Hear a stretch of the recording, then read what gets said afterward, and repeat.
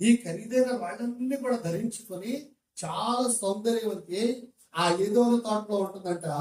ఆ ఏదోన తోటలో ఉన్నప్పుడు ఆ ఎవరినైతే నియమించుకుందో, ఎవరో లూసిఫర్, ఆ దూతలన్నీ కూడా ఏం చేస్తున్నాయంటే పిల్లల గ్రోవులు వాయిస్తున్నారంట తనకి.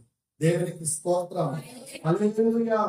పిల్లల గ్రోవులను వాయించు దాన్ని మహిమపరుచుకుంటూ వస్తున్నాయంటండి.